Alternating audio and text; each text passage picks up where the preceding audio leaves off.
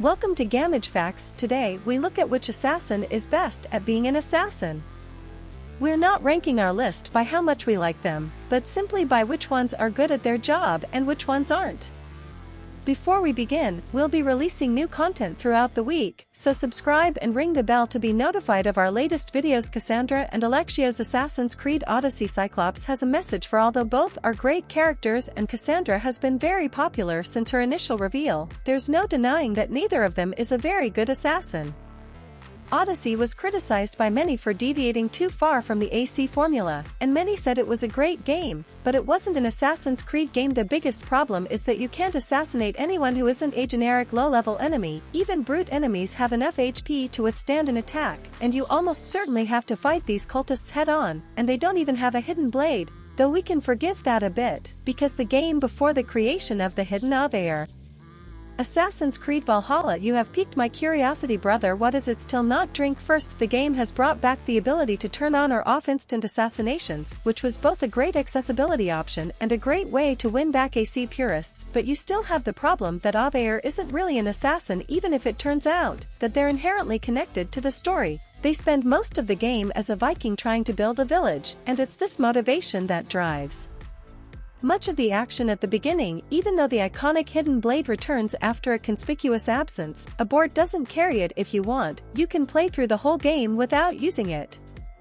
You can engage people in traditional combat instead of sneaking, which isn't a good way to be an assassin. Edward Kenway. Assassin's Creed 4 Black Flag. We know that everyone loves Edward, and for many he's the most beloved assassin of all, but the fact remains that for most of Black Flag, he's not an assassin.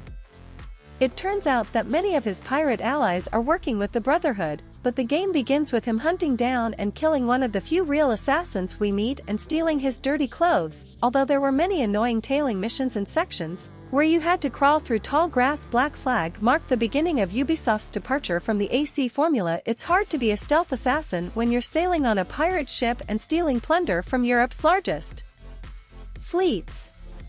Assassin's Creed Origins. Another case of a main character who isn't really an assassin. We give Bayek a lot of leeway because he was one of the founders of the Brotherhood. He has a list of targets he wants to take out: the Order of the Ancients, a Templar precursor responsible for his son's death, but he doesn't have to actually assassinate many of them, while many are secretly taken out. Origins' focus on its brand new combat system meant that you were encouraged to have boss fights and brawls. He wanted to avenge his son, which is admirable but not what Jacob Fry. Assassin's Creed Syndicate is about E.B. Fry. Where do you get it? From the same place as you, Jacob. He's popular for his charisma and his many dapper outfits, but Jacob definitely loves chaos more than doing his job correctly. At one point, the Fry twins in the Syndicate have a heated argument because Edie spends more time cleaning up Jacob's mess than doing anything else. Although Jacob enjoys taking the time to properly assassinate targets, he does so in an elaborate and theatrical manner that inevitably attracts attention. He even kills Dr. Elliot's son in front of a whole room full of people. If you choose to do the unique assassination, he doesn't hold back and never really changes, which definitely makes him a liability. Arno Dorian. Assassin's Creed Unity. This isn't a just world, this is France. You're a dead man, step lightly, there you'll get hurt. He peaks as an assassin early in the game and proves his loyalty to the Brotherhood after escaping from the Bastille. He even kills his mentor Bellic because Bellic betrayed the Brotherhood and put the organization's interests above his. The reason Arno isn't ranked higher is that he, like Jacob, prefers a very theatrical approach and also partially leaves the Brotherhood to join up with his Templar girlfriend. Don't get us wrong, Elise is great and in many ways a more interesting character than Arno, but it still doesn't look good. When an assassin and a Templar are involved, it was with the goal of saving Paris and the fragile peace between the groups, but can the Templars and assassins ever truly live in peace? Assassin's Creed Origins. And she trusts me, she gave me this to slit his throat. In Origins, we don't get to play her too often because the people in charge at Ubisoft believed that people wouldn't buy the game if she had as much game time as Bayek, but she's definitely the better assassin to begin with. She's the one who wants to use her abilities to get involved in ancient Egyptian politics and help people, something that the Brotherhood generally does, and she carried out some infamous Assassinations, in which she not only killed Cleopatra with snake venom, but also began the deadly attack on Caesar during the Ides of March, and she's the main founder of the Hidden on I renounced Aya, I killed Aya, I am now the Hidden known as Amunet Connor Kenway Assassin's Creed 3 I need to find him every day I wait, I will suffer more chin up friend his brooding nature has led to the Connor but Connor is still a good character and, more importantly he's a good assassin even though he initially resists what Achilles is trying to teach him and wants to do things his own way. He pretty much single-handedly wins the American Revolution for the Patriots. He also bears the responsibility of taking out the chief agent of the Templars in America, Hatham, who also happens to be his own father. It takes a guy dedicated to his job to take out his father for his bosses. Shane, I want to answer, why did Johnson try to buy my people's land? Why did Pitcairn have Adams and Hancock in mind? What purpose would Washington's assassination have served? Why do you orders support British Avellini de Grand Prix Assassin's Creed 3 Liberation? Mama, are you worried too? Have you forgotten me?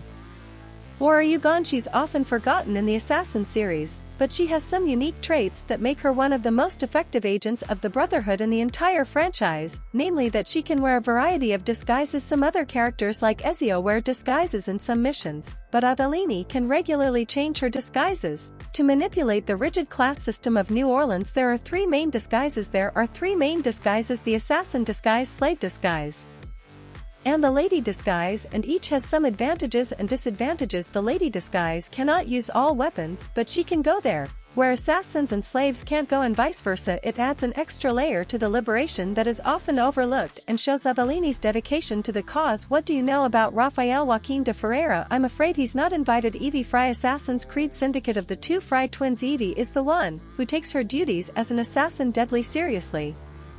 She believes in the Brotherhood and its creed and is eager to follow in the footsteps of her father, who was himself a prominent assassin. She doesn't assassinate too many targets herself, but concentrates her efforts on tracking down the Shroud of Eden. But she shows compassion for the working class of London. Many assassins don't seem to care about the general public, even though the public are the people they're trying to protect from the Templars in the first place. So it was nice to see Evie actively helping people and caring about the cause. Let's go back to find the piece of Eden. We need to take back London from Starrick. Who are my goals for this? It's not time yet. Altair, Assassin's Creed. The original assassin Altair had the responsibility of introducing us to this world. It's dense and strange scientifically, so he's a fairly straightforward protagonist. He's conceited, and we see his fall from grace and his eventual rise back to the top of the Brotherhood. But the reason why, despite his obvious abilities, he's not our first choice is simple. Everyone in the game knows who he is as he assassinates his targets. The citizens and soldiers of the Holy Land inevitably learn what he looks like, how he dresses, and that they should try to kill him. This is so that the game has an increasing challenge, but it also means that Altair clearly isn't the stealthy Shay Cormac Assassin's Creed villain. We're just kidding, he can't be the best assassin. He's a Templar now to the true number one, Ezio Auditore Various. Not only is Ezio still the most popular assassin as a character, he's definitely the best at his job, despite being ruthless in AC2. In Brotherhood, he has grown into a master assassin and is the leader of the Italian Brotherhood.